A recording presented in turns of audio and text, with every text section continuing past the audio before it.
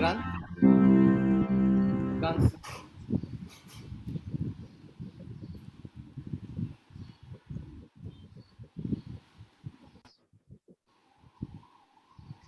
A very good morning to one and all.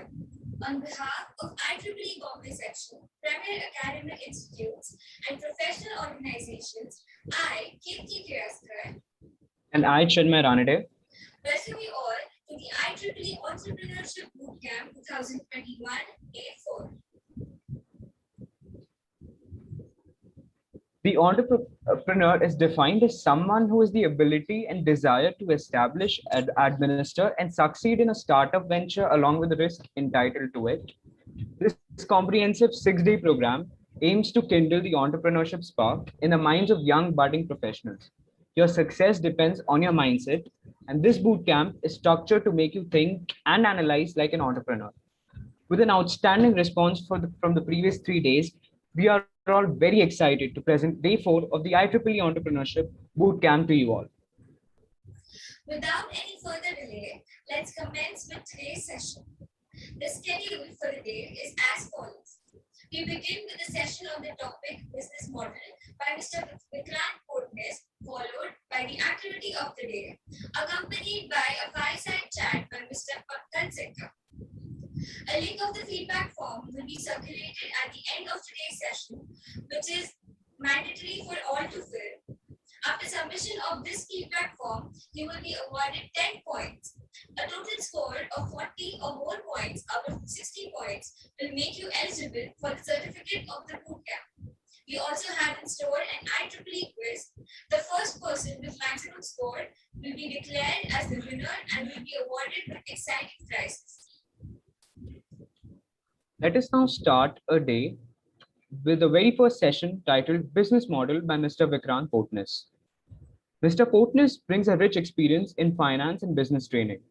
He is the director at Forte Magna Advisors Private Limited, which focuses on investment banking, assists startups in their capital raising journey, builds capability for entrepreneurs to understand capital raising through a curriculum-based approach. He's a co-founder of Fund Enable. Fund Enable is a technology platform that assists entrepreneurs to actualize fundraising goals by providing them with online learning modules on technicalities of capital raising, tools and templates, and qualified IB advice. He's also a visiting faculty at the prestigious SPGen Institute of Management and Research for SYB, Start Your Business program. He has also worked as an investment banking junior analyst at JP Morgan. Once again, a very warm welcome, sir. We are very glad you could make it today to mentor and guide the attendees. Sir, I now request you to please deliver the session. Over to you, sir. Thanks a lot, Chinmay and Ketki, for the introduction. I will now start sharing my screen. So if you can give me access to. Great.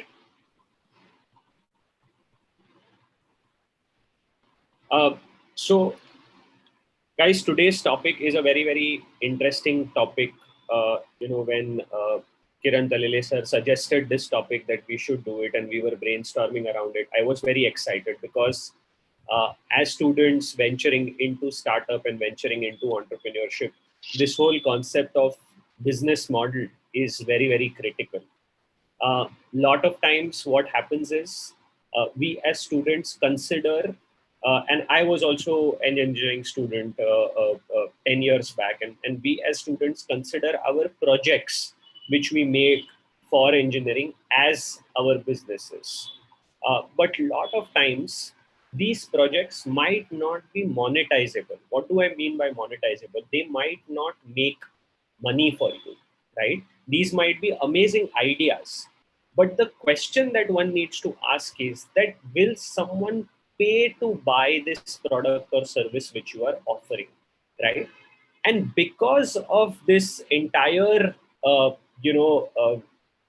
gap between, I would say, the projects that we are building or the ideas that we have on the table and the potential to make revenue out of it, a lot of companies actually fail, right? A lot of students who venture into entrepreneurship fail. And let's have a look at what is happening globally with some numbers, right? So do you know that 90% of startups, 90% of new businesses which are created fail, and they fail in the initial year itself? So while there is a lot of boom and while there is a lot of euphoria around the whole startup ecosystem, one has to also understand the realities of it. And this is not an India specific number. This is a global number that more than 90% of startups fail, and they fail in their first year itself, right? And why do they fail? There are multiple reasons of failure. When we run incubation centers and we see a trend, we see trends like co-founders fight. So two students, two very good friends during engineering kind of created a project, converted that into business. But being friends and running a business are two different things. And therefore, maybe through the journey, they don't gel along well. They don't kind of think on the same lines, and therefore they fight, and the business fails actually because of the fight between the two co-founders. uh, Team is very critical point, that people are not able to put together a team. As an entrepreneur, the biggest skill set that one has to bring to the table is, how do I create a team? Because only with one person you can't do anything. Running a business is not a one man's affair, right? You have to have a team, and a lot of times people are not able to put together a team, and therefore they fail. No customers, very big problem. I have built a product, but I don't have customers. The product itself is very weak, or the service that you are bringing to the table is not very strong, is not very exciting, does not have a great, what we call as value proposition, is not solving a major pain point of people in the market. The market for which you are building the product in itself is very small. You don't have enough money to keep running the business. Obviously, when you start a business, it's not that it's going to generate money from day one, right? There is going to be a buffer period where you start your venture, you start building the product, you start putting together the team, you start doing the marketing, and then your business starts generating revenue, generating money. And in this initial stage, if you don't have enough funding to survive, sustain this initial stage, obviously you are going to die as a business. Competition, fights with investors, some legal issues, and all of these become the problems or reasons why a startup fails, why a student startup fails in the initial 1 year. But the biggest problem that we have figured out is the articulation problem. What is the articulation problem? That I am not able to kind of articulate what is my business about. How should I build it? What would be the cost? Deep thinking about the business brings out a lot of problems. We are running the business on a day-to-day basis. That, oh, today I woke up, I feel this is the priority. I am actually doing that. But that's not how you build a long-term business, right? You have to think about, how will you make revenue? How will you put together the team? What are the costs that are involved? How big is the market? So there are multiple elements. And when we put all these elements together, what we get is called as a business model, which we are going to discuss in the later half of the session, right? So, guys, you might be the next Facebook. Your idea, your business might be the next Facebook. But unless you can articulate your idea, put it on paper, right? You have all the things in your mind, but unless you articulate it, you put it on paper, the probability of success is very, very low. And that is where the first and foremost thing that one has to do is to think through the various key elements of the business, right? There are various questions. There are some 8 or 10 very important questions that one has to ask about the business. And only when you find answers to those questions, you can build your business very well. What are those questions? I'm going to talk about it, in some time, right? Um, creating a very quick snapshot of your business, creating a very quick, I would say, a picture of what your business is going to be all about becomes very important. And that is precisely what we call as business models, right? Um, Now, before we jump into the business model, guys, I want to put ahead very interesting facts, right? And these facts become very important and form the base of the business model, the starting point of the business model, right? And this very important fact is that 72% of the new products and services which are launched in the market need not be startups. Anyone, any company that launches any new products or services in the market, 72% of them fail on delivering on customer expectations. So 7 out of 10 products which are launched in the market, guys, 7 out of 10 products which are launched in the market actually fail to deliver on the customer expectation, actually fail to deliver on what customer is wanting out of those products and services. And what do I mean by that? You would have heard and you would have seen a lot of products in the market, but they just don't fulfill your expectations. And one such example that we saw long back in the time now, during somewhere around the World Cup, the Cricket World Cup, when Pepsi, a big brand like Pepsi, launched a product called Pepsi Blue, right? So Pepsi Blue was a product which was launched in the market by this large company called Pepsi, and the product completely failed in the Indian market. People said, oh, you know what, I feel like I'm drinking kerosene, right? That is the kind of feeling. The color gives me a feeling that I'm drinking kerosene. The taste, everything was the same, just that the color was blue, and that was because they wanted to actually ride on the whole World Cup supporting India kind of a journey with the blue color. But the product completely failed. Now, Pepsi, can you imagine a large company like Pepsi who understands beverage market, right? Who understands beverage market more than today Pepsi and Coke? They are the largest company, and if one has to understand the pulse of the market, these are the companies that actually know it very well. But still, large company like Pepsi also failed when it comes to launching the product in the market, right? And they had done a lot of surveys to understand, oh, will this product work? Will this product be successful? All of that had happened. But still, Pepsi actually failed. And this product, the initial batch which was generated, the initial batch which was actually created by Pepsi, did not even, they were not even able to sell that initial batch which Pepsi had created in the country. And they failed big time. Imagine, the point is, imagine if a large company can fail when they launch products.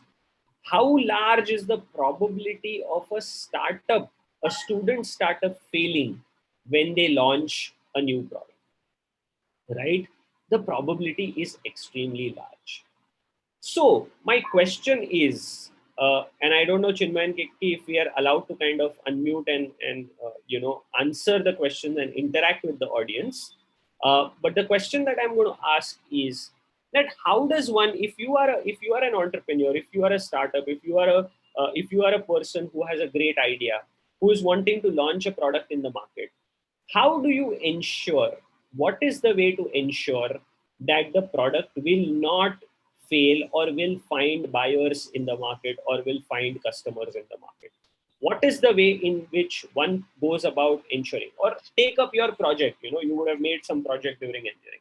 How do you make sure that whatever you are building as a technology, right, will be adopted by people and people will pay for it? What is the way? How does one go about it? And this is a very practical question and a starting point for launching the business. So any idea, anyone wants to kind of just discuss, brainstorm? Anyone? You can also, if the chat window is open, you can put it on the chat, or you can actually talk about it. It's a very basic question to all you intelligent people here, right? That if I want to launch a product, if I'm launching a technology, if I'm launching a product, how do I make sure that that will be used by people, that will be actually adopted by people, that it will find customers? What is the way to think about it? What is the way to go ahead around that? Anyone? So Milind is mentioning that take the idea to the market, do a survey with the target customers, right? by taking the opinions of people from known surroundings. Um, First step is connecting with the end user. The basic thing I would do is I would give a trial version of the product and collect feedback, right?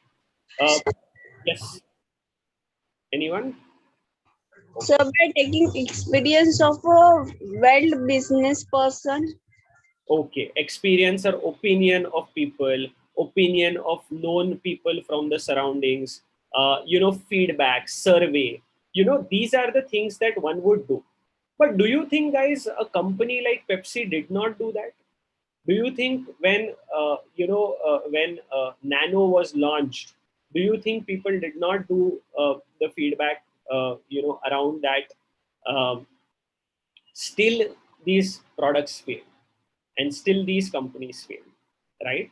So, what you are mentioning, all of you, in terms of surveys, in terms of feedback, is uh, slightly old age way of thinking, right? So when large corporates used to run businesses from 90s to 2000, 2005, this was the approach that was adopted by people to test whether my product is going to work or not. And what was the approach? The approach was build a product, come up with a product idea, okay? Take that product to the market and do surveys that, okay, will this sell? Will this not sell? What will sell, etc. All of this was actually inverted post 2005 when new startups came up with this thought as to how does one make sure that the products are successful in the market. And um, why that is important, because like we mentioned, is 7 out of 10 customers don't really care about the products that are launched in the market, and life is too short for us to build something which nobody wants. You are going to spend your years on your projects or entrepreneurship startups. Why would you spend time on something that nobody wants? And therefore we have to figure out a way to first see if whatever we are building is going to be bought or not. How do we solve this problem? This problem is solved by first thinking about customers, uh, and only thinking about customers when we start a business. So the first rule of the business model, or the very first thing when you have to think about starting a business, when you have to think about starting something, is think customers. What were people doing so far and what was leading to failure? They were first thinking product. Even when you start your, and I did that the same thing when I did my engineering final year project, I first thought about product. कि मैं कौन सा product बनाऊं, which product should I make, which technology should I make, which is the new technology that I should imbibe into my idea, right? And that was my business idea also initially, right? What I did not consider at all in my business model was thinking about customers, right? Forget about everything, forget about technology, forget about your project, forget about the product idea that you have. First think about the customer segment. And when we think about the customer segment and build products for them, this approach is called as the customer inspired innovation.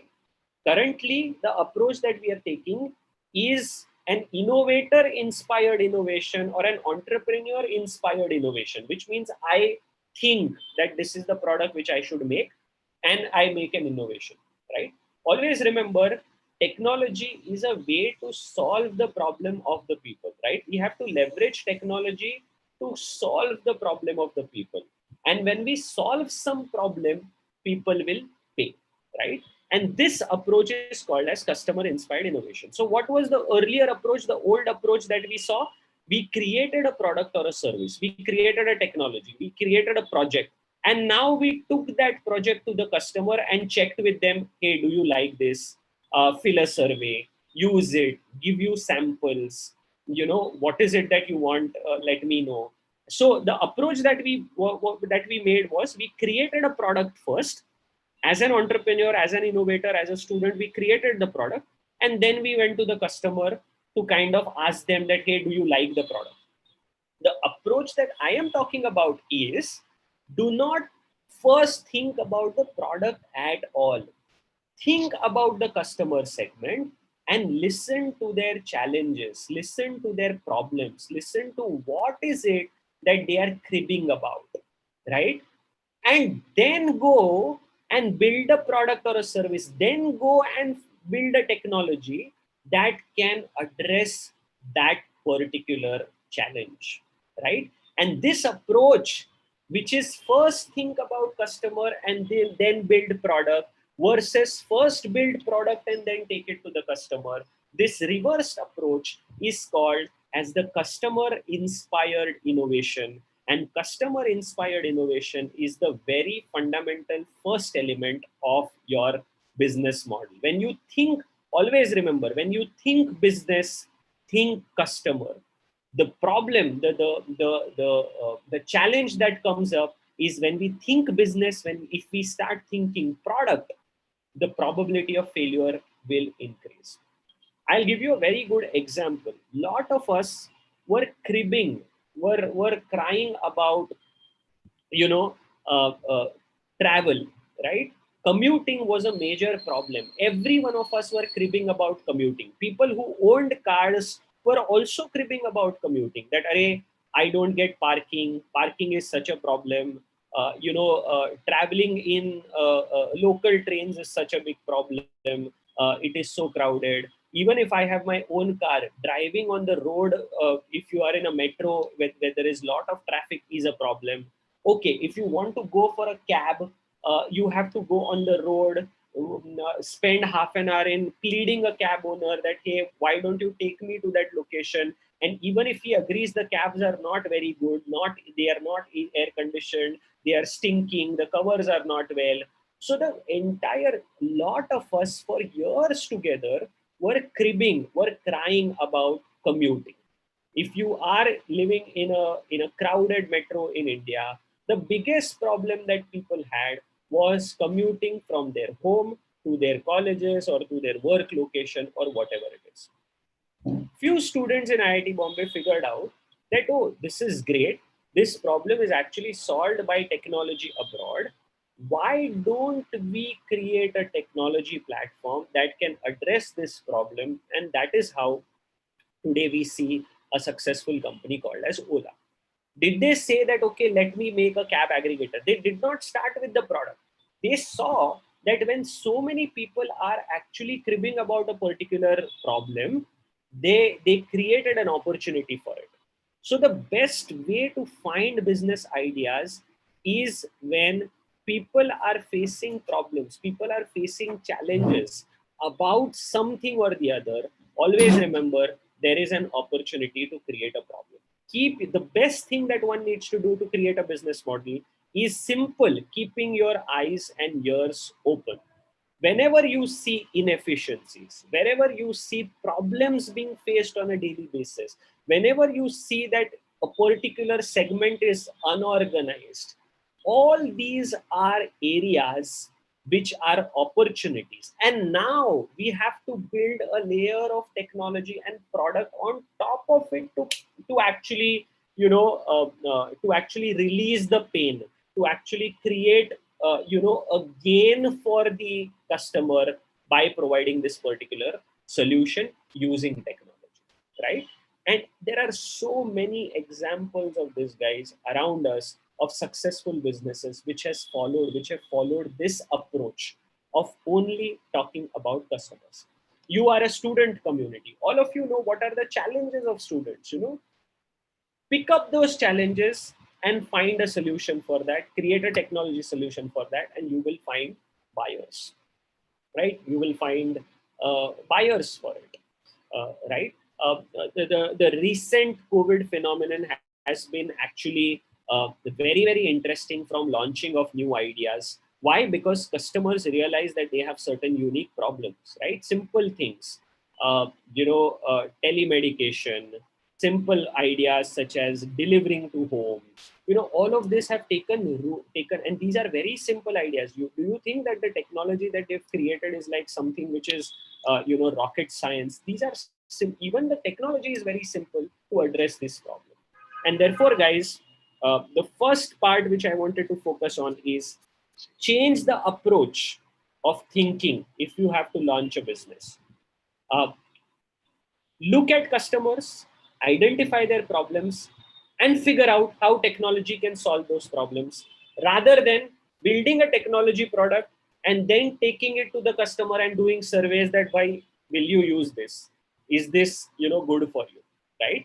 If you are building products using customer inspired innovation, invariably, invariably the customers will use it and the customers will pay for it. I'm going to take a quick, 5 to 10 seconds pause here to see if you have any questions, if there are any questions around, whatever we have discussed so far.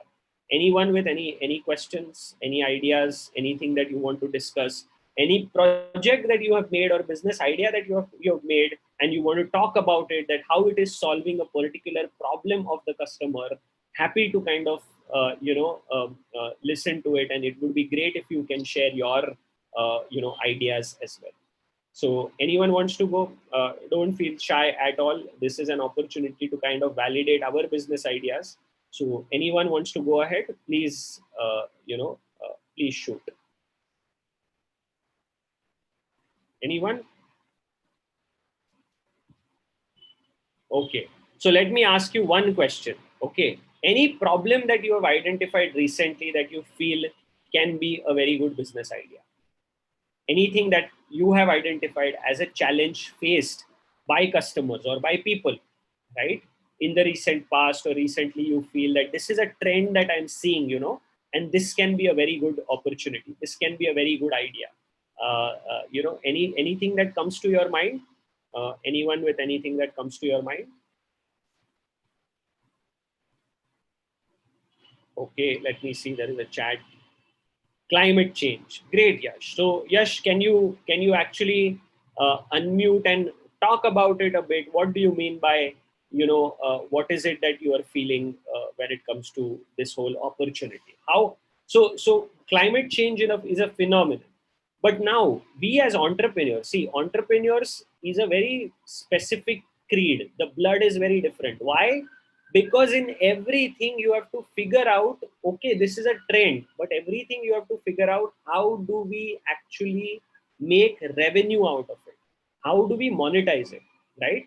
So is there a way this climate change phenomenon is happening, but is there a way you can monetize the customers because of this phenomenon? Any idea, Yash? Can you talk about it? Anything that comes to your mind? Yes. Am I audible? Yes, you are. So I was thinking that we could focus more on renewable energy sources like selling solar panels, because now everybody is talking about it and is aware about that. So, that could be an opportunity. We could also tie up with governments. So to create our own solar plants and stuff. So it's not, it's not a full-fledged idea, just thought about it. I just thought about it. Sure.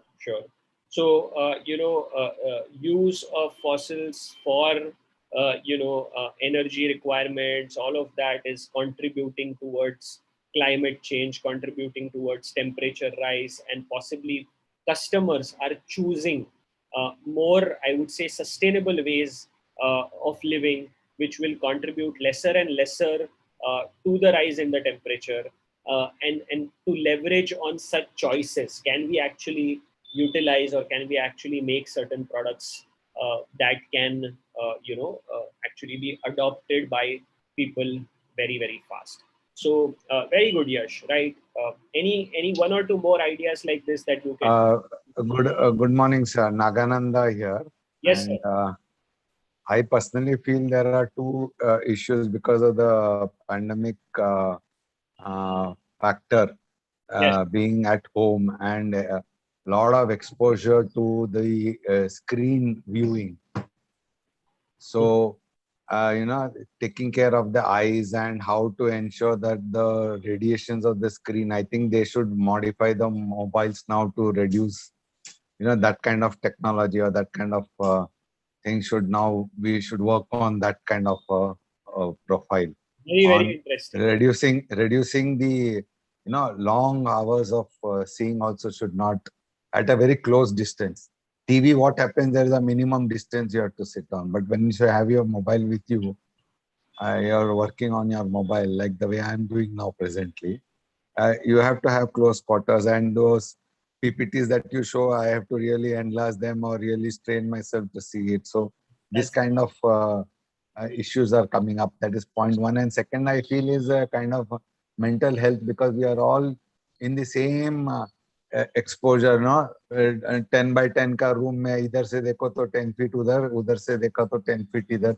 We are not exposed to horizon. We are not exposed to so that kind of vitamin D and that kind of exposure and the effect it has on the mental health is yet to be desired. Actually, it maybe at a longer time we will come to know what could be the side effects of the pandemic. The positive aspects we are knowing, but it will also have a negative effect on the eyes of children.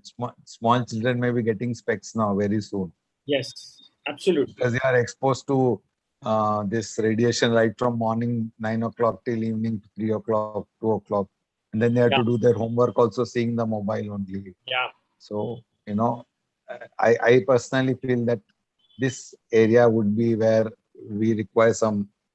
It sure. has its own problems, and we can think a little more and diversify and try to think of how these problems can be integrated with technology and bring more comfort to the customer. Definitely. So very, very good. Again, absolutely bang on problem. And one example that you have given is that how do we figure out this is a problem and can we create a solution for it, right? Now, Yes. in both the cases that we discuss right now and examples that you volunteered to kind of discuss, the problem has been identified. Now, all that we have to do is quickly get on to finding a solution and then tie up with people, right? And a lot of times customers don't tell you problems straight away, right? You have to, these are problems, but like Ola example, they may not be cribbing about the problem, right? But they are facing certain challenges and they don't know the solution for that, and that is what innovator has to do.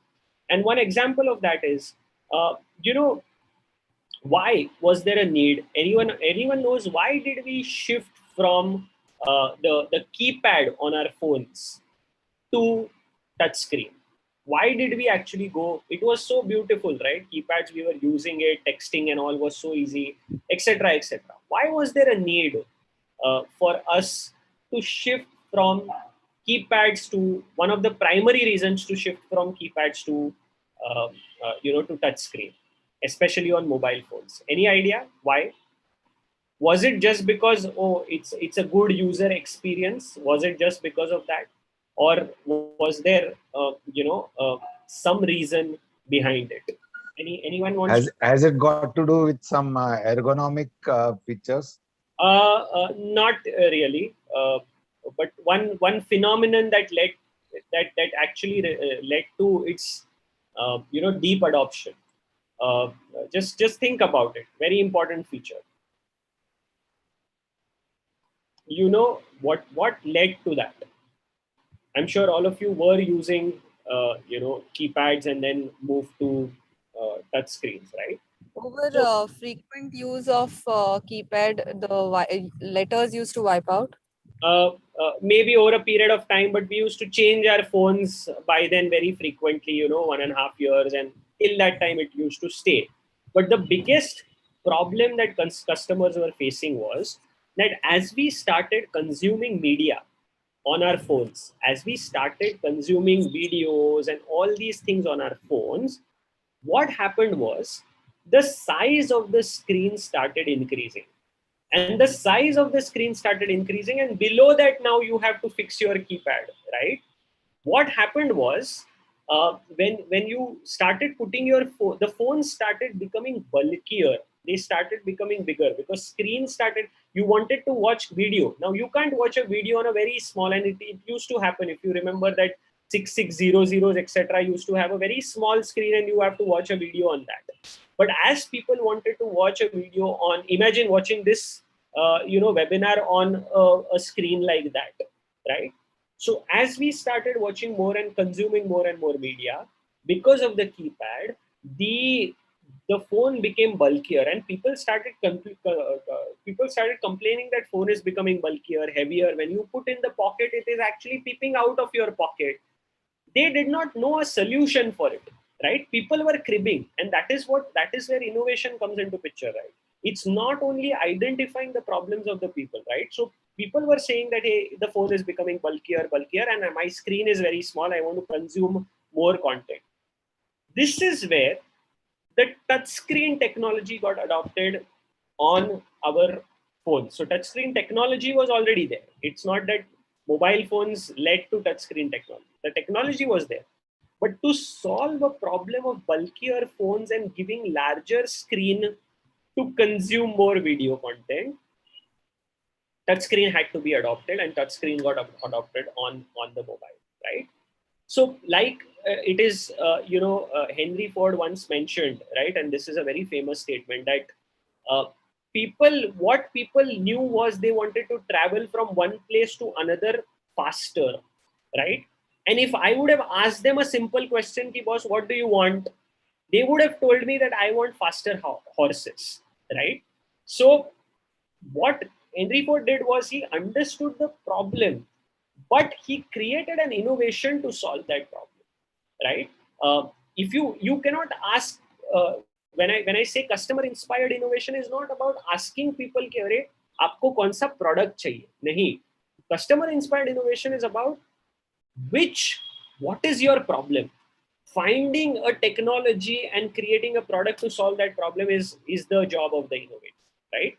But the problems have to come from customers, right? And always remember, guys, there are two types of businesses. Okay, and this is what one of my mentors told me when I was learning about businesses and intrigued about businesses, is that there are two types of businesses, guys. There is a vitamin business and there is a painkiller business. Now, what is a vitamin business? What is a vitamin product or a painkiller product, right? A vitamin business or a painkiller business. So what is a vitamin product? A vitamin product is a good to have product. All of us know that vitamin D is important for us, but how many of us started off consciously consuming maybe a tablet of vitamin D, or consciously, spending some time out in the sun with light clothes, soaking into the sun? None of us. Why did we not do that? Because of not consuming that today, आज मेरे दिन में कोई change नहीं आया. Maybe 10 years later, I will have brittle bones and all of that. But today, I can still stand in front of you and deliver this session. But what if before coming for the session, I would have slipped in the bathroom, say, and I would have fractured my bone? One thing that I would require, and I would call up someone and say that कहीं पे भी हो, सब कुछ छोड़ के मुझे एक पेन किलर की गोली दिलाओ. और वो पेन किलर की गोली जो वो आदमी मांग रहा है, उसको पैसा दे दो, पर वो अभी के अभी मुझे दवाई पेन किलर की आप लेके आओ. कुछ भी पैसा देने के लिए मैं तैयार हूं, और मुझे वो अभी चाहिए. Products that we use or businesses also fall into these two categories, guys. There is a vitamin business, which is a good to have business. हाँ चलो देख लेंगे. Maybe you can slightly push the buying. You can slightly say, okay, I don't possibly need it right now. Maybe 2 months down the line, I'll think about it, right? Whereas a painkiller product is what you would want right now, right? All the vitamin businesses through the COVID struggled big time, right? All your luxury items, good to have items struggled big time. All your painkiller kind of businesses boomed big time during COVID, right? So when you are thinking about the customer problem and when you are building your business model, also ask this question that am I building a vitamin business or am I building a painkiller business? Will I have to push the vitamin to the consumers by calling them up, by telling them, sir, le lo, ye aapke liye acha hai? Or will I be getting calls from the customers one after the other saying that, boss, Where is the product? Here is the money. Please deliver the product. Why are you not delivering? How soon will you deliver? Do you want more money? I can actually give you more money to deliver it right away.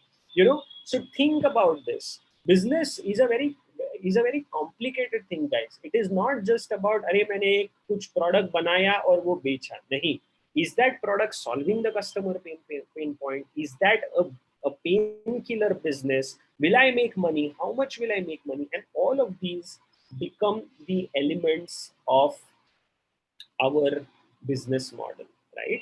So two things that we've learned so far is whenever you start creating a business model or whenever you think about business, always remember, think customers. Do not jump onto creating products. First, spend enough and more time on understanding problems of the customers and products. And second is, ask this question: is what you are building, is it a vitamin build business or is it a painkiller business? Why do we need to make more and more painkiller? Obviously, if you want to make more money, you have to make painkiller businesses, right? Imagine, like, why is pharma in true sense such a big business, right? Why is it such a large business? Because one molecule, if it gets discovered, one molecule, if it solves a big pain point, it becomes $1 billion opportunity. And I always talk about this to my students in MBA, that over the next 15 to 20 years, if you want to make money, just do not do anything. Just invest in top 5 to 10 pharma companies of the country. It is a no-brainer. I can guarantee my life that if you even invest whatever small amount in top 5 or 10 pharma companies in the country for the next 10 to 15 years, you will not have to work. That is the kind of wealth that you will create, because it is so obvious, right? Our lifestyle is changing, our food habits are changing, our the screen time, all of this is contributing to stress.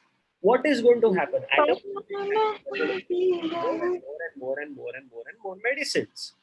And who are going to supply us these medicines? These pharma companies. So it is absolutely a no-brainer that if we start investing whatever small amount in pharma companies and keep doing that consistently, I can bet my life on this. You will make enough money to support your life for the rest, whatever, retire at 40, as people call it, right? So why is that? Because it's a painkiller business, because it is a business that people want, right? Through the COVID, that whole whatever zinc COVID, right? People were like, "Arey boss, abhi chahiye." So think about it, right? When I say painkiller business, I'm not saying that start a pharma company. I'm saying within every sector, there are certain areas which are painkillers, and we have to address on that, right? We have to focus on that. So I'm going to again pause here for maybe before moving to the next step. I'm going to pause here to see if there are any comments, if there are any more ideas, you want to kind of talk about. Yeah, so Chinmay, you mentioned medical-based startups. So can you elaborate? What do you mean? What exactly? So, reiterating the points that you made, sir, about the vitamin and the painkiller businesses, sir, and the things that you spoke about the pharma companies, sir, as we know, sir, a country right now we are pretty young, as in like majority of the population is pretty young. However, going forward 15 to 20 or maybe 30 years into the future, this huge block of our demographics, more than 50% of our population would be aged. And we see this happening in Europe and in the West, that you have an aging population, and sometimes your healthcare systems aren't able to deal with that huge load of population who have medical issues. You need lots of things. You need medicines. You need like daily help for those elderly people. So what I feel is we already have many like medium based apps in our country on which are in this sector. However, to cater to that huge scale of millions and millions of old people, I think we can have something pretty big on a big scale, which is more broader. Like it can connect It can have many databases based on what uh, as in what problems you have and the medicines that you have. It can link up with your local hospital. So that's basically my rough ideas. Totally, totally. So you will have to kind of articulate it and create a business idea out of it. That what, right? See, seeing an opportunity is one thing. All of us see so many opportunities, right? Creating what entrepreneur. So I'll tell you the journey, right? Opportunity spotting is the first thing which you have done. Say, the population is going to be more towards geriatric as we move over the next 15-20 years, and this can be, they will need some help, right? This is an opportunity. An innovator creates a solution to address that opportunity, right? I leverage technology, I use the right technology and create a solution. And an entrepreneur makes money from that solution, right? So opportunity, solution, and monetizing that solution are the three stages that one has to go through if you have to become a successful entrepreneur. So a successful entrepreneur is also a successful innovator, but a successful innovator may not always be successful entrepreneurs, right? Our, for example, our project, the final year BTech project, right? Now, what did we do about it? Now, we were innovators. We created nice project, prototype, all of that. But with that project, we were not able to monetize that, and therefore we were not successful entrepreneurs back then during our engineering, right? So, and that's why there is a difference. There are two different divisions within an institute. One is the R&D department, and one is the incubator, right? The R&D department's job is to actually create innovative products, but the incubator's job is one level ahead of R&D department, that these innovations can we make money, right? So in the R&D division you might make flying cars, right? But in the incubator you can't just put up that flying car and say, "Arey wah, wah, wah, I've created flying car." What will the incubator check is that ये आपने flying car बेचा क्या किसी को, तो आप incubator में रहने के actually you have the caliber for it. Yeah, you can be in the R&D, create a flying car, but if you have to be an entrepreneur in the incubator, question will ask that have you made money out of it? Did you make money out of the flying car? And that's the difference when it comes to entrepreneurs and innovators, right? Obviously, Talele sir here has a lot of experience in this, and he will be able to guide you guys further when it comes to the difference and how to support that. But we will take it to the next level. Digambar is saying that I think prevention is better than cure. So is that correct to observe 90% healthy people are as an opportunity to prevent them from getting disease? Amazing, Digambar. Like this is, see how you have twisted and turned the market. You are saying that disease is only 10%, but 90% of the people, can we consider that as an opportunity to prevent them from getting disease? And that is what is right now also happening. Because of COVID, people have realized this, that prevention is, until then we were postponing it. It was just a good statement that we learned in school. Prevention is better than. Right now, people have started thinking about naturopathy, holistic cure, taking care of yourself consistently, all of that. And this, yes, you're absolutely right, Digambar, that currently in healthcare, what has happened is vitamin has become the painkiller as well, right? People are thinking of prevention as well. And therefore, again, whether your business is vitamin or painkiller depends on your customer segment. It's very important. It depends on your customer segment. Why would I say that? If there is a company called Brooks Brothers. I'm sure the men in the group would have heard about this company called Brooks Brothers. Brooks Brothers is a very famous shirt brand. It's an international shirt brand, and on the Wall Street there is a store. If you actually buy a white shirt of Brooks Brothers, a plain white, the white shirt that possibly like the one that I'm wearing, it would cost you around 80 to 90,000 rupees. Now imagine 80 to 90,000 rupees for a white shirt. Now I would say that why would someone buy a white shirt for 90,000 rupees? The same white shirt, a very good quality, can come at around say 2,500-3,000 rupees, you will get an amazing quality white shirt. Why would someone pay 90,000 rupees to buy white shirt? So for me, Brooks Brothers is a vitamin. But the CEO of Morgan Stanley or CEO of JP Morgan or CEO of Goldman Sachs, when he is talking on CNBC at 9 o'clock in the morning, talking about how the markets will move, and he will sit like this, and here you will see a brand BB, Brooks Brothers, right? Now, for that particular customer segment, Brooks Brothers shirt is a painkiller for him because he wants to wear that on CNBC, and that would showcase a particular strength, a particular level, a particular, I would say, stature of a person by just flashing that very small Brooks Brothers brand and white shirt brand on when you are talking to the news channels, the business news channels, or when you are going for some very important meetings.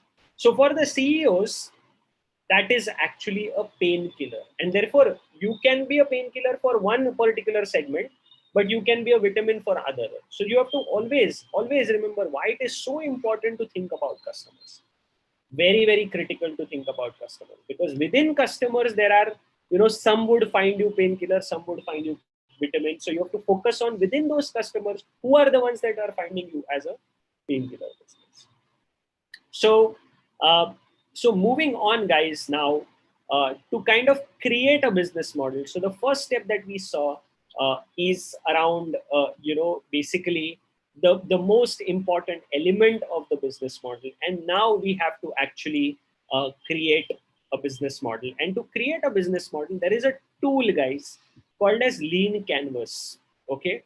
And there is a 20-minute video on Lean Canvas that I'm going to share with you for your reference, in the chat window later. And that Lean Canvas gives us a particular tool to create a very quick snapshot of your idea, to figure out what are the things that are important for your business. What are the core elements of your business that you need to think about. Okay. And before I get into that, I want answers from you. And let's put it on the chat window, guys, that when we think about business, okay, what are the, beyond the points that we have discussed so far, what are the core elements that we need to think about? What are those core things that you need to think about while you are starting the business? What would be the very important building blocks of starting the business, right? And I'm going to make a note of it as you speak, or as you put it on the chat window. I'm going to make a note of it, and I'm going to again put it on the chat window, and let's see, are we able to kind of think through this? Are we able to kind of get to the business model, right? So what would be, when you talk about business, what would you start, thinking about? What would you start talking about, right? So about the product. Okay. So first, let's say product. And what is the demand in the market? What market want that product must be made, and directly to the end customer. Sure. So then there is mentioned, Digambar is mentioning customer segment and value proposition. Hello, sir. Yeah. Sir, am I with you, sir? One point. Gaurav has mentioned a very, very good point here, that how Hello, will sir. our success. Yes, go ahead. So I think customers, what is customers' burning problem? Sure, which we discussed. So far we discussed that. What more? What more should we talk about? Quality in the market, customer stakeholder, value proposition, product, demand, problem statement, proof of concept, customer satisfaction. Yes. So far now, customer हमने focus किया. और क्या? What more? What is business all about? What is business ultimately all about? Very good. Marketing, unique marketing. Right, profit. So how will you make revenue, guys? Okay, how will you make revenue? How will you make profits? That is very critical. And to make revenue and profits, what would you have to put in? What would there be there? There would be certain basic costs, right, that you have to incur to generate that revenue, to generate that profit, right? Anything else that you can think about? Anything else? you know what is the most important element in the business? Without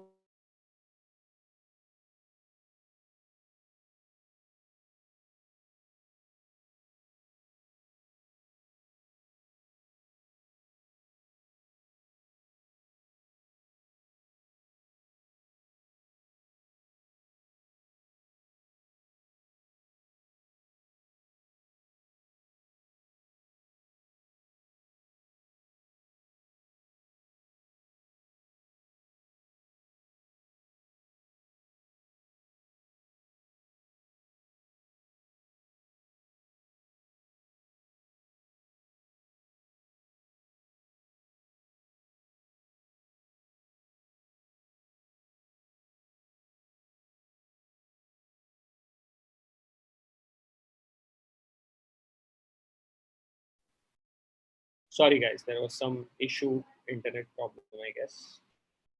Yes. So the make or break of the business is dependent on this one very important thing. Very, very important thing. Can you think about it? What is the business ultimately dependent on? Whom is the business dependent on? Product. Even before that, even before that, team.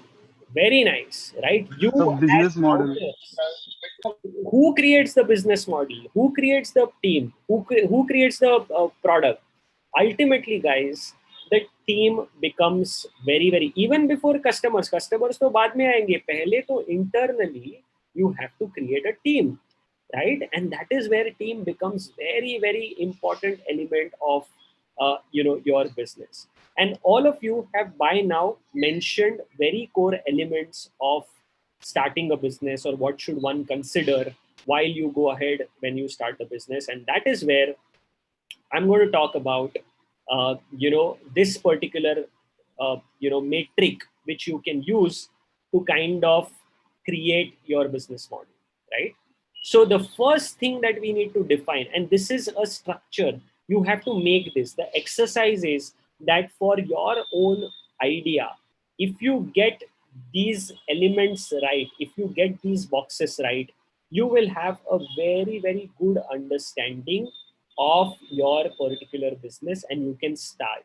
Without this, you will be all going running helter skelter, right?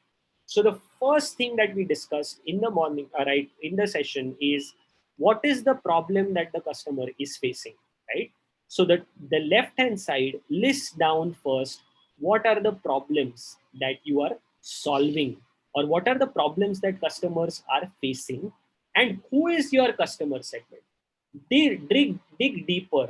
If the customer segment is engineering students, for example, write that my customer segment is engineering students. Which kind of engineering students? My customer segment is engineering students who are looking for jobs.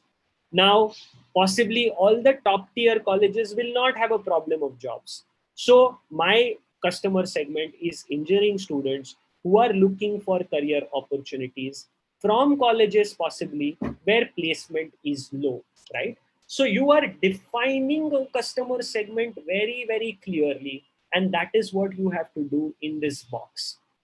So for this customer segment, what are the problems that they are facing? They don't get companies, they don't get high paying jobs. They don't get technology focused job. Maybe just because of the job, someone has to switch, to another segment. So these are the problems of the customer. So you have identified, you go deeper and deeper and deeper and deeper into the customer segment.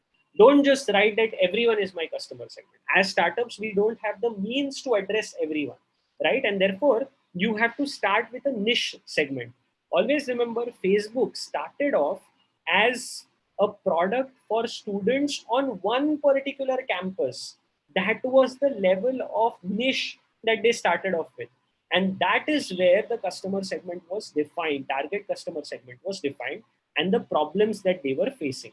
Now, what to solve these problems? To solve these problems, what is the solution that you are creating has to be written in the box number 3. So I have identified the customer segment. I've identified customer segment as engineering students who are in their final years looking for jobs. from colleges where placement is very, very low. What is their problem? Their problem is they don't get access to jobs, they don't access to relevant jobs, they don't get access to jobs that are high paying.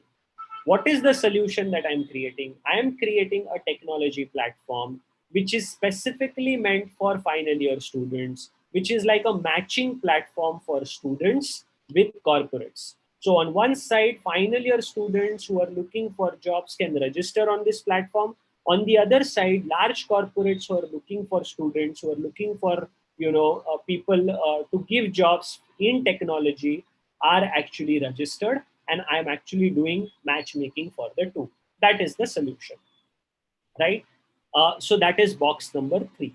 Now, this particular part is unique value proposition. What is that single message because of which you are different and worth buying, right? There might be a lot of people who might be doing this, lot of apps, even people like Naukri.com, etc., would be providing the solution that we have said. What is it that will bring the customers to you only, right? What is it that will bring the customers to you only? What is unique about you? What is that unique proposition about you, right?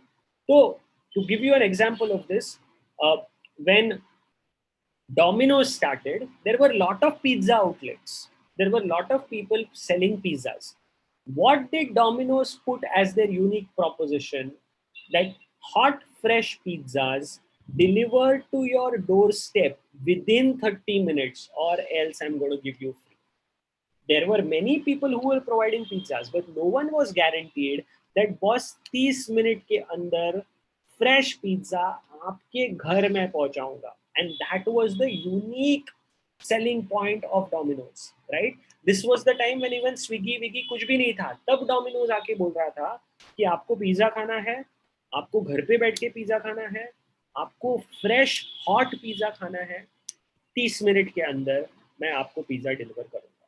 So while there were a lot of pizza players in the market, the way Domino's differentiated is by this particular concept. So while there are a lot of people who might be providing the same solution in the market, how are you unique? And that is what you have to bring to the table. Now, the next point is channels. How will you sell your customer, sell your product or service, right? What is the channel that you will use, right? Will you use, digital marketing? Will you create a store? Will you tie up with distributors? How will you actually sell the solution to the people? What is a channel? A channel is the link between the product and the customer. How does one take the product to the customer? What is the way in which you take the product to the customer? Will you do it through distributors? And each business will have a different channel, right? If it is a direct to business, if it is a B2C, the channel would be different. If it is a B2B, channel would be different. So the path to customers have to be mentioned properly, right? The bottom two boxes are again very, very important. The costs and the revenue. How will you make revenue? Whether you will sell it as subscription, how much will you price it? How much will you, put as margins? What would be the profitability in the product? All of that you will put it in revenue streams, and you will put the associated costs in this cost structure. So the associated costs will be the cost to acquire customers, your people cost. If you are a technology platform, then hosting costs, distribution costs. Make a detailed note of all the costs. Only then when you will compare the revenue with the cost, you will realize that you are making money, profits or not. Lot of times entrepreneurs launch business, then they realize, Arey, the amount of money that I'm making and the amount of costs in this business is mismatch. ये धंधा बंद करना पड़ेगा. ये पहले ही आपको सोचना है कि आपका revenue, how will you generate the revenue, how will people pay, and what will be the cost structures for that. Finally, one point mentioned by one of you is how will you measure your success? On a day-to-day basis, it is very important to measure success. There are certain business metrics. Like for Ola, if they have to measure today's success, what would that be? Two simple things. What is the revenue that I made today?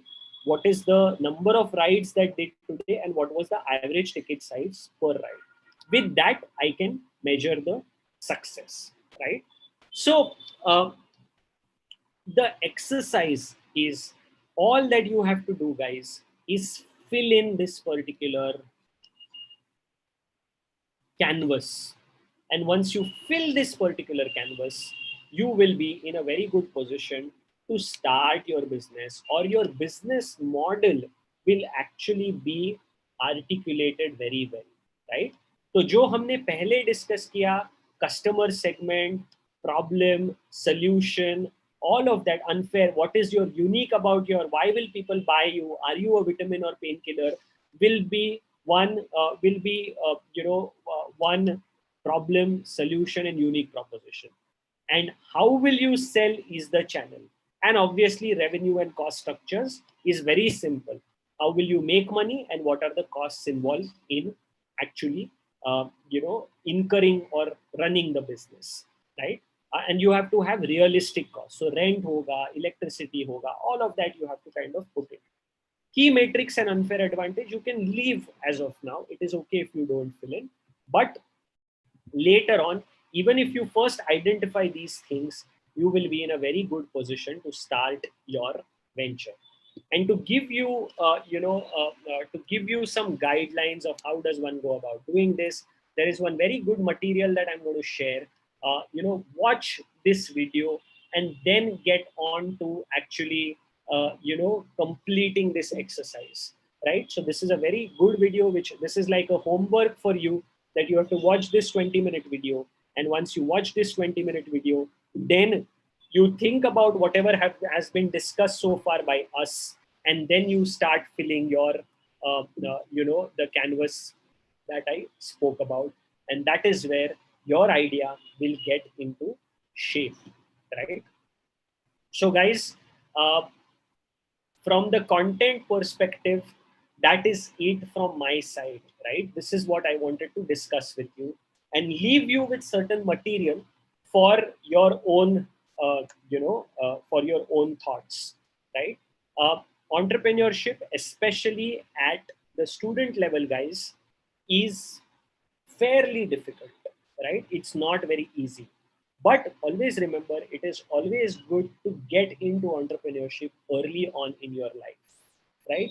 As you start doing jobs after jobs after jobs, you will not be able to move to entrepreneurship very easily. And there are so many examples of successful student entrepreneurs in so many incubation centers across the country today. And given that now incubation ecosystem is there to support you, things are fairly simpler.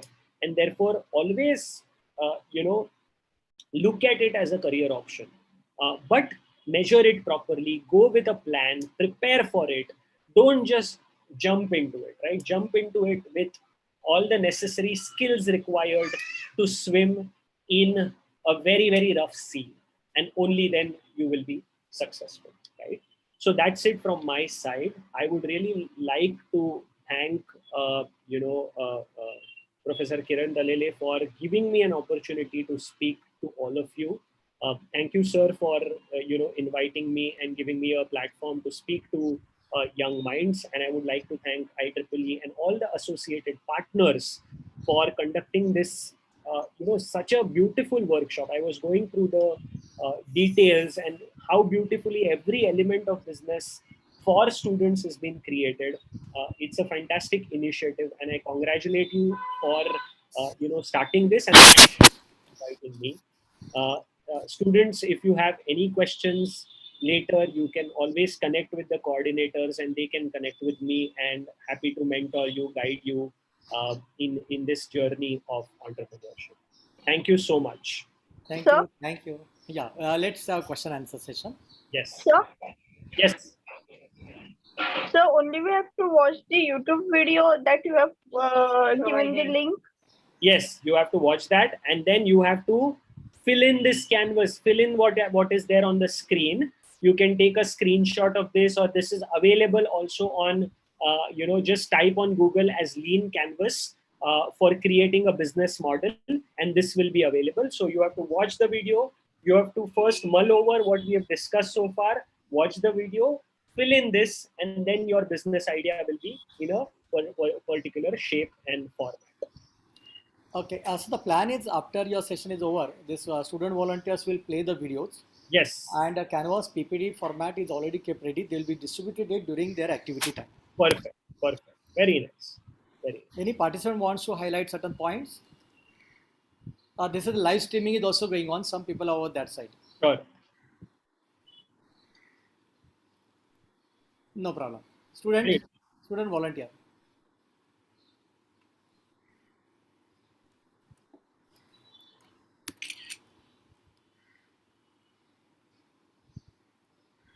Okay. So thank you so much, all of you, and all the best. I am going to now, sir, should I drop Just, off? just 2 minutes. I'll Yeah, just yeah. call them. Yeah.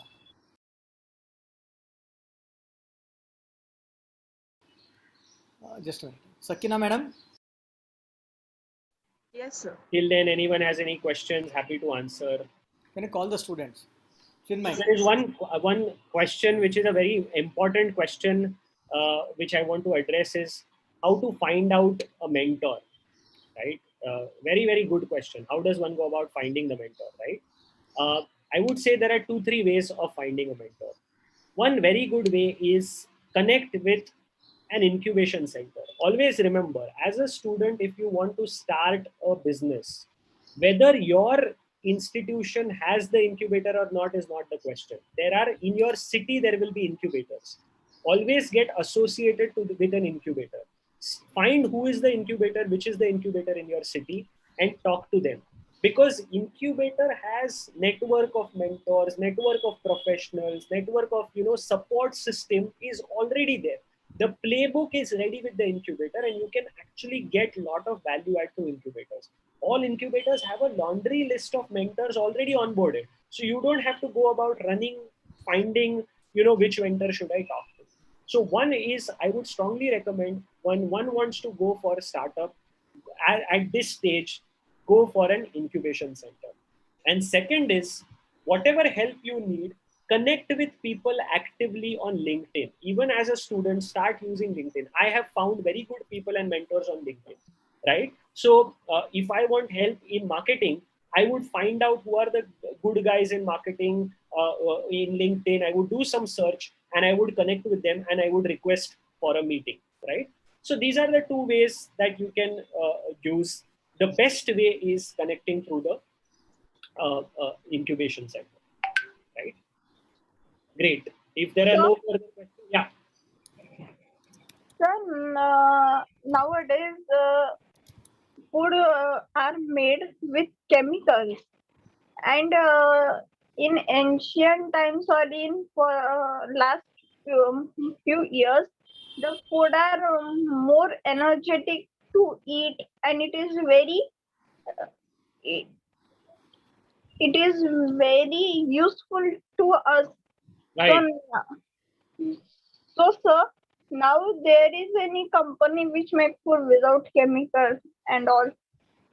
Totally. It's a very good opportunity, very big opportunity, that chemical free, organic product based food is becoming a big trend, and customers are moving for that. And there are a lot of small players that have come in, but this will be a very big opportunity going forward, in terms of taking it to the next level, right? There is one more question coming up, that what do mentors charge fee? What is the motivating factor for them to support startup? Very good question. Initially, they don't charge fees. It is more of a pro bono. But what mentors take, or what you can do, is you can give them a small equity percentage in your companies, right? Very small ownership in the company, in like single digit ownership to the mentors, so that they are aligned. But they don't charge typically fees. And if you are going through an incubation center takes care of that, for you. So they support. But as a motivating factor, they do take some equity stake, so that they are aligned to this entire process.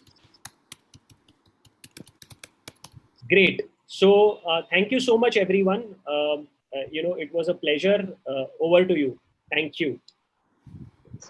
Just a minute. Thank you, sir.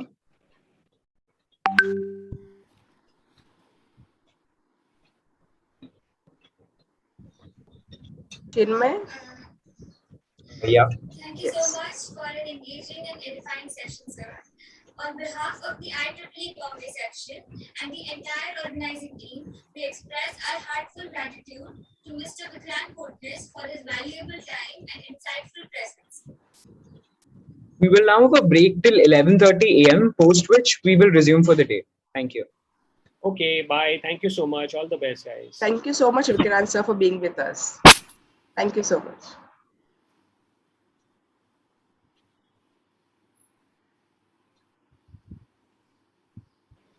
Sir, Chinmay, Yes. play the the next, video suggested by Vikrant Potne. See the message I dropped at you.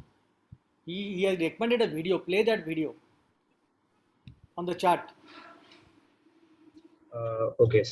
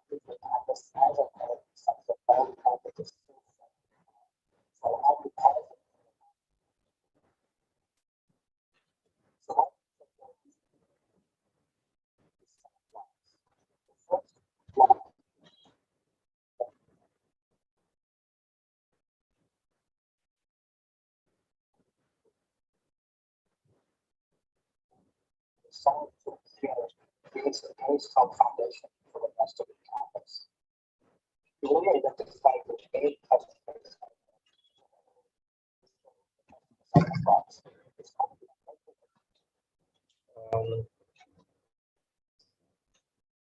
Unfortunately, we are having audio issues, so I've stopped the video.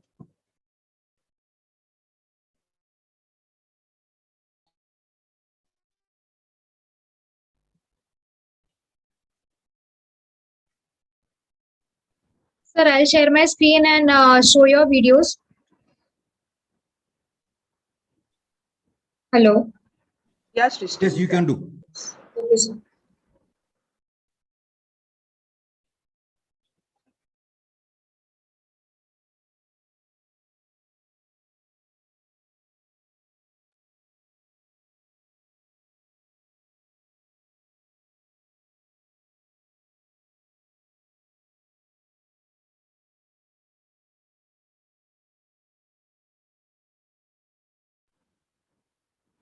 Sir, this is the PPT. You want me to show the PPT also, right? We are right now on streaming. Should I stop streaming?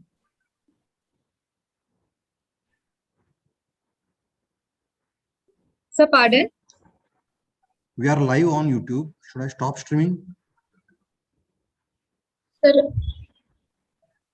So one video needs to be shown. After that, I think we can.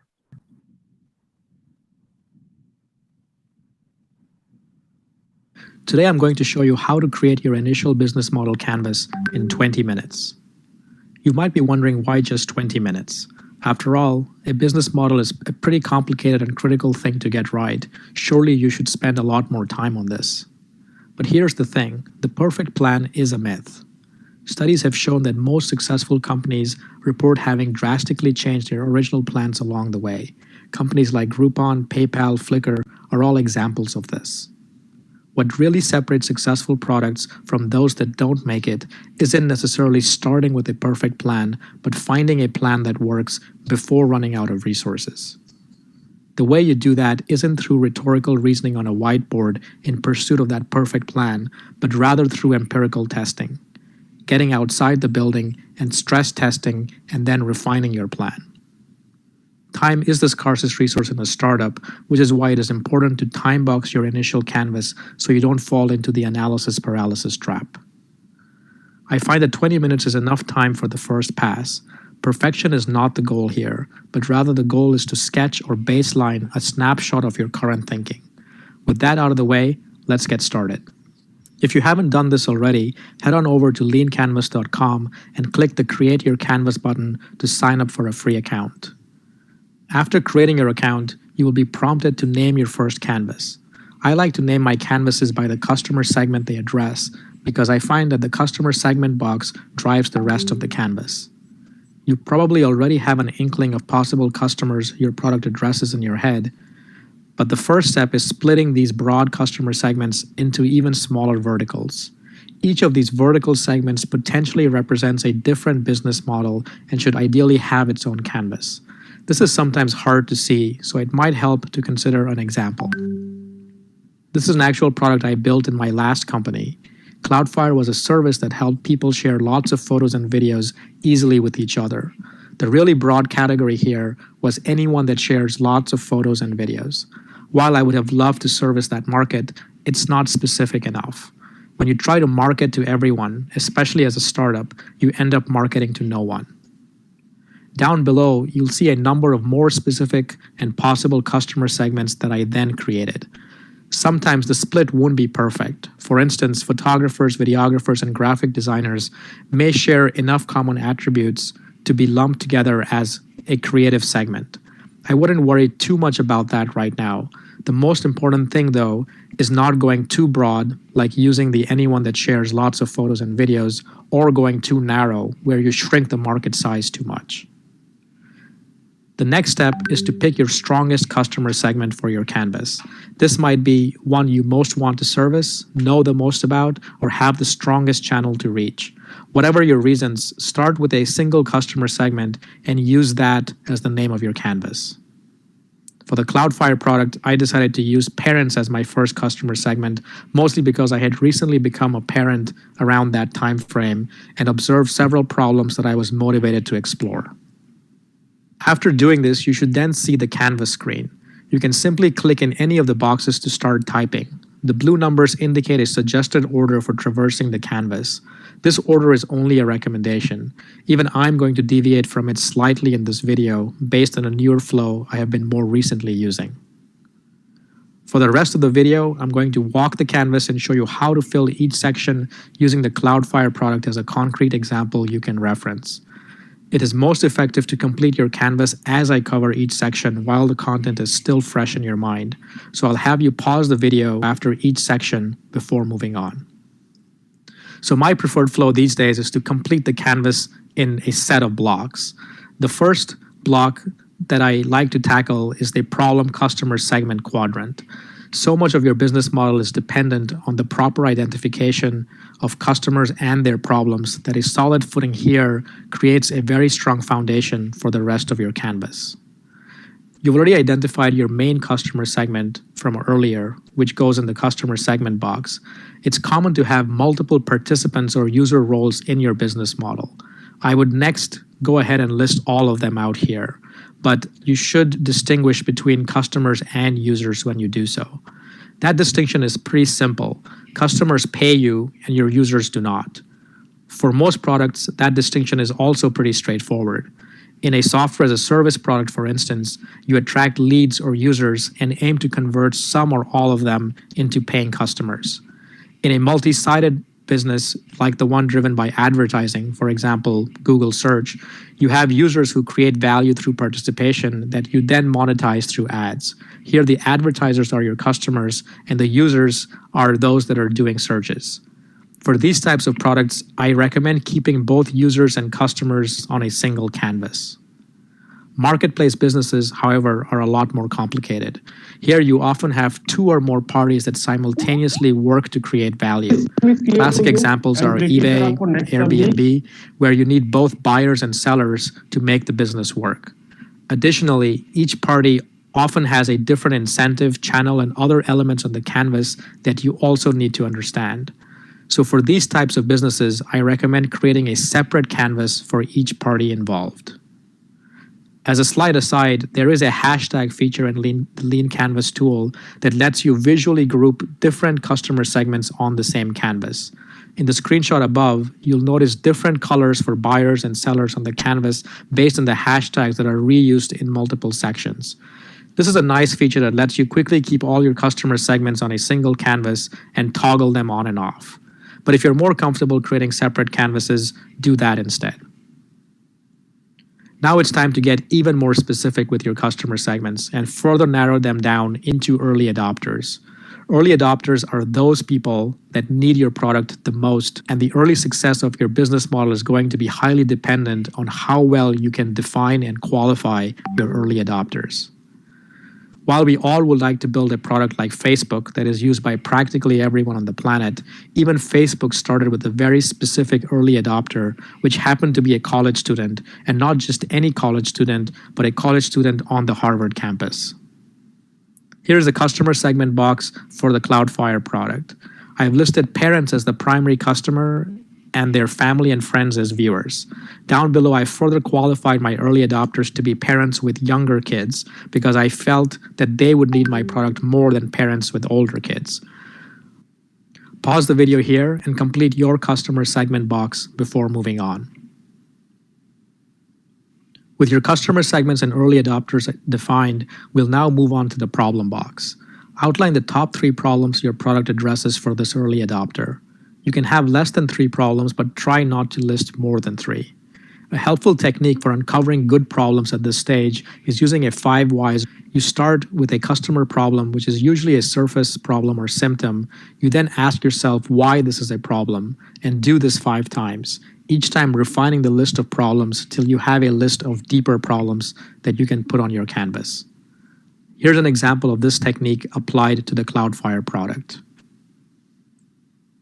Another useful technique is using the job to be done concept popularized by Clayton Christensen. The basic idea here is that customers hire your product to get a job done.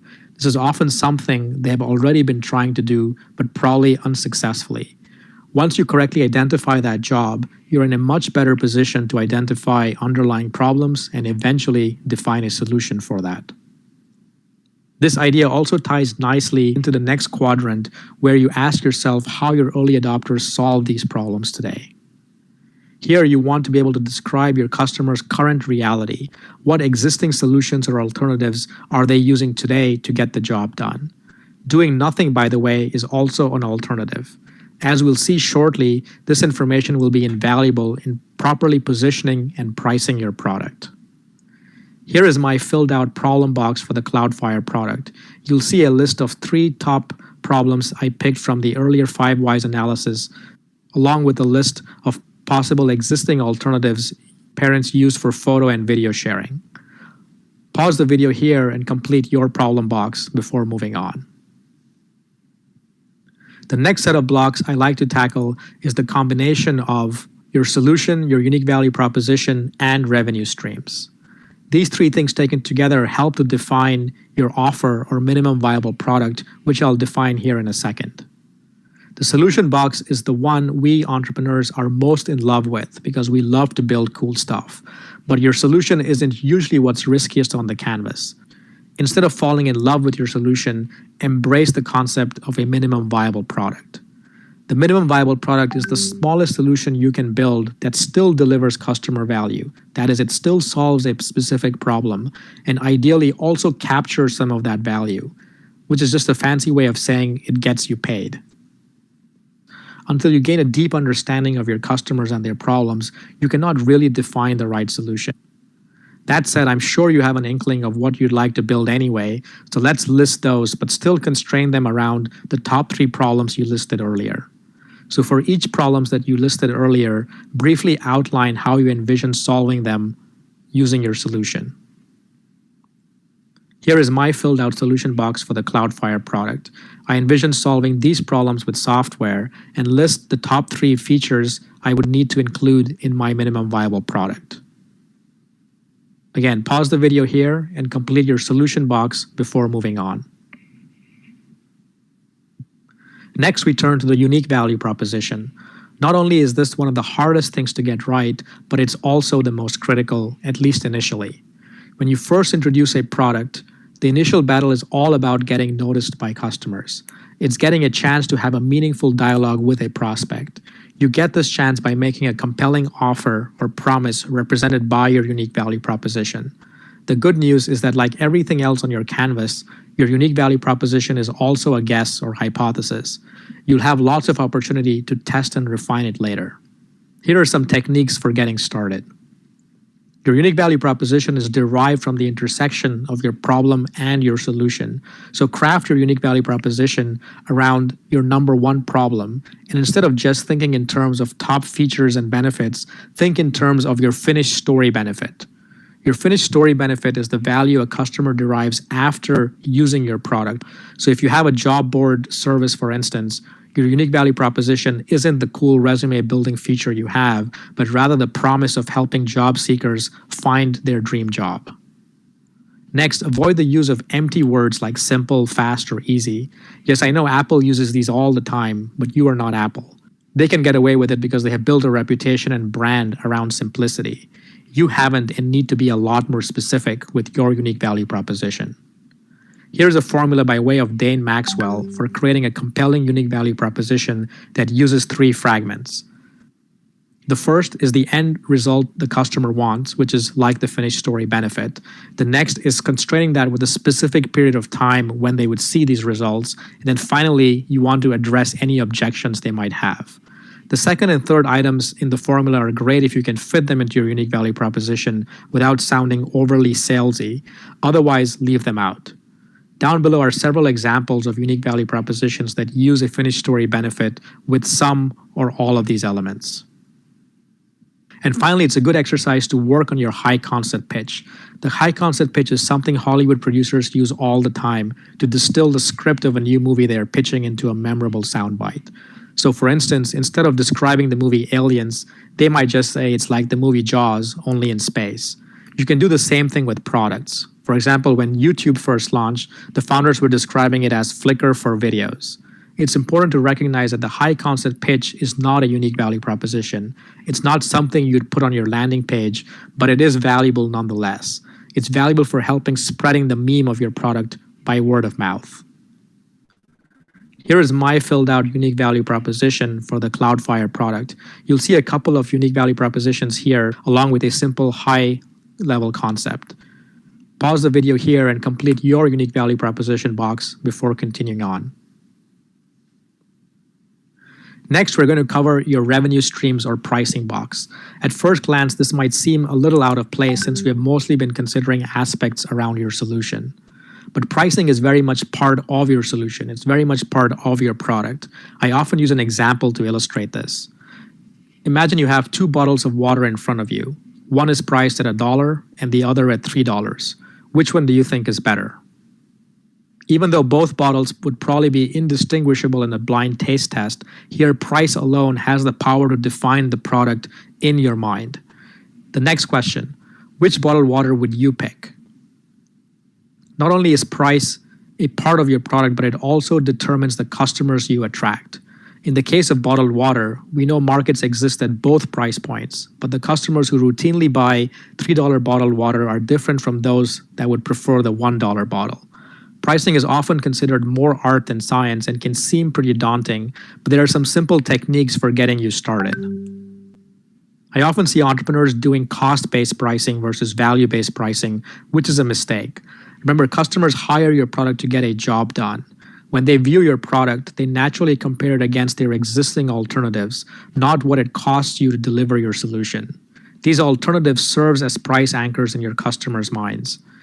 That is why it is so important to understand these existing alternatives and then position your solution against them. I'm also a big proponent of keeping your pricing as simple as possible, at least at the beginning. Resist the urge to create multiple pricing plans at this point. Rather, pick a price aimed at your early adopters and keep their existing alternatives in mind. In the case of a multi-sided business model, even though you aren't directly charging your users, you are still building an asset. The challenge with these business models is that this asset isn't worth anything until you pass a certain threshold or tipping point. Find out what that tipping point is and get some ballpark numbers on the value of that asset by looking at comparable advertising rates and/or acquisitions depending on the type of business you are building. Here is my filled out revenue streams box for the Cloudflare product. I use my existing alternatives as anchors, which range from $0 with Facebook all the way to $99 for the Apple Mobile Me service. I use these alternatives to come up with my starting price of $49 a year. Pause the video here and complete your revenue stream box before moving on. Next, we're going to cover channels or your path to customers. Your channels or path to customers are one of the more riskier items on your canvas. You might be able to identify a problem worth solving, build out a solution, and even get a small group of customers to derive value from it. But if you can't get your product in front of enough customers, none of that might matter. Channels aren't something to defer to later, but rather something you should start building and testing from day one. The good news is that you don't need to build scalable channels from day one. It's okay to start with a handful of outbound channels to jumpstart your learning first. Here are some possible outbound channel suggestions that might help. At the same time, take a stab at identifying where your scalable channels might come from. These typically take time to build, so it helps to think about them now versus later. Here's a list of some possible scalable channels that you might be able to employ later on. Now here's my filled out channels box for the Cloudflare product. You'll find a combination of outbound and inbound channels listed here. Pause the video here and complete your channels box before moving on. Now we're going to move on to how you measure success using key metrics. Key metrics represent the key numbers that tell you how your business is doing. A startup is inherently chaotic, but at any given point in time, there are only a few key actions or metrics that matter. These will change as your product moves through various stages, but at this point in time, I'd like you to identify 2 key metrics. The first is identifying the key customer action that drives value in your product. In other words, ask yourself, what key activity would you use to measure your value proposition? So for example, if you were building a blogging platform, publishing a blog post would be the key activity. For Twitter, posting a tweet is a key activity. The second key metric is stating your success metric for your product. What would you need to achieve to make this product worthwhile? It could be a revenue target, like building a $10 million business or a $100 million business. It could be having some impact on the world, or it could be something else altogether. Here is my filled out key metrics box for the Cloudflare product. My key activity is based around sharing. If a parent doesn't routinely share their photos and videos with others, chances are they will lose interest and not keep paying for the product. My success metric for Cloudflare was building a $5 million business, which roughly translated to acquiring 100,000 paying customers. Pause the video here and complete your key metrics box before moving on. We're at the home stretch now. After getting hit with a killer idea and convincing yourself it's worth pursuing, the next thing that should be keeping you up at night is how you build enough runway for your product. We'll use this section to do some ballpark sizing of your business model and estimate scope and feasibility of implementing it. Start by outlining your fixed and variable costs, things like people, servers, and other resources you will need to implement this business model. It's impossible to be totally accurate at this stage because a lot of it will change with time. It does help to consider a shorter horizon like a break-even point and use your pricing and cost structure to come up with the number of customers you would need to break even. And then go all the way. Calculate how many customers you would need to realize your metric for success from earlier. Again, the point is not accuracy, but ballpark sizing for establishing if you have a problem worth solving on your hands. Here is my filled out cost structure box for the Cloudflare product. Pause the video here and complete your cost structure box and do a similar sizing estimate. And now the final box, the unfair advantage. Unfair advantage is also sometimes called competitive advantage or barriers to entry on a business plan. It essentially describes how you'll defend against competitive attacks. Most first-time entrepreneurs don't completely understand what constitutes an unfair advantage and often list things that aren't. One of the most commonly cited unfair advantage is being first to market. Take a look at these companies. None of them were first movers on their markets, but fast followers. One could actually argue that being first to market can be a disadvantage because the burden of learning and marketing a new product is all on the first mover. Here are other things commonly cited on business plans. All of these things, while important, don't create a sustainable unfair advantage on their own. So what is a real unfair advantage? I subscribe to a simple definition put forward by Jason Cohen, who is currently the founder of WP Engine and also writes the popular A Smart Bear blog. His definition is that a real unfair advantage is something that cannot be easily copied or bought. So let's list out some examples of some real unfair advantages. The bad news is that you probably didn't see an unfair advantage that applies to you today. The good news is that that's okay. Even Facebook didn't really have an unfair advantage when they started. They were number 11 or 12 in building a social network, but they still managed to build the largest social network on the planet, which has now become their unfair advantage. The more important thing is to have an unfair advantage story. Unlike the other boxes on the canvas, the unfair advantage is unfortunately not one you decide to test one day. If and when you start getting some traction with your product, your unfair advantage will be tested by competition and copycats. You may also not have a readily identifiable unfair advantage today. Rather than listing something weak and clearly not an unfair advantage, leave this section blank. Some unfair advantages are revealed over time, like in the case of Zappos. Having a blank box staring back at you also serves as a constant reminder to keep looking for one. Here is my filled out unfair advantage box for the Cloudflare product. Since it's targeted at a very specific and emotional niche, I envision building differentiation over time by fostering a strong sense of community among my customers. Pause the video here and complete your unfair advantage box. So there you have it. If you followed along, you should have captured your first business model. Congratulations. Next time, I'll cover how to bulletproof this business model from here and show you how to start the process of stress testing your plan A. Until then, take care.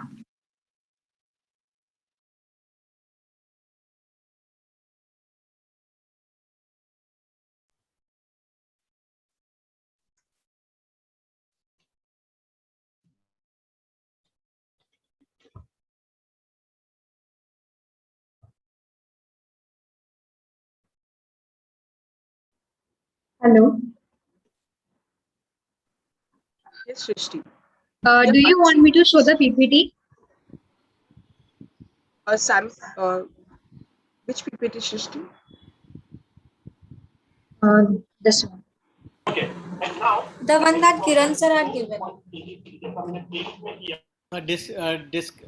Show the PPT and talk about the activity and in the morning session today. During the activity, they will do it on their own. Or during activity time, you can play the other videos. Now show the PPT.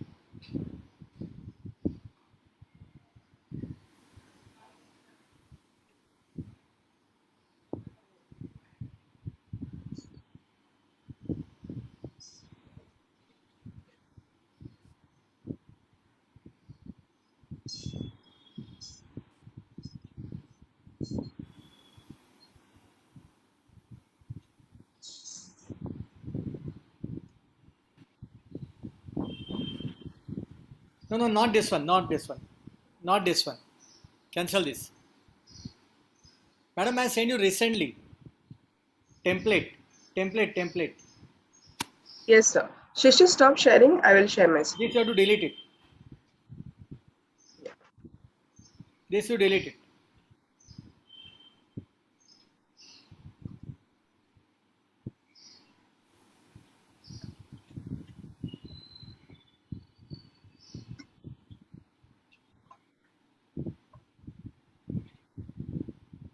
This one. So screen is visible? Yes. Plate. Side show plate. Yes. Yeah. So can you see the it? canvas. This they have to complete it. All participants needs to go through the videos which are shared in the drive. The link is shared in the chat box. And the PPT template also is given over there. You have to fill up this canvas model and then finally keep it ready. So at the last day, you can submit it. Okay. Go ahead. Chinmay, can we announce the winner? Yeah.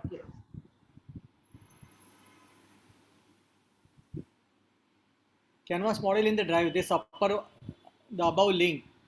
Lakshmi Narayan ji, this Sakina madam has given the link, drive link. There you can click and download all the videos and template as well.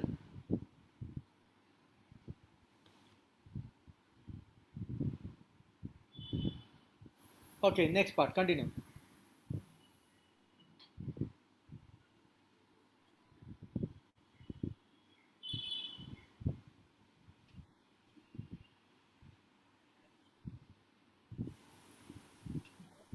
Chinmay, we can end this session, morning session.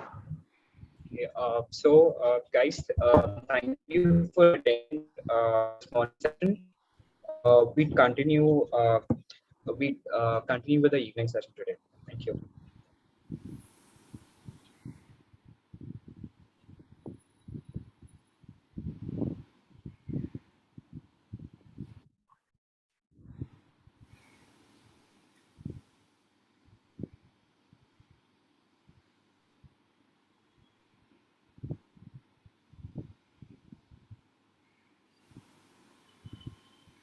Yeah, activity can be started after the break. Naganandra sir, how are you? I am very fine, sir. Thank you so much. Enjoying the sessions. Thank you. Yeah, Vikrant Potnes. Yes. Very nice. Srihari sir, you can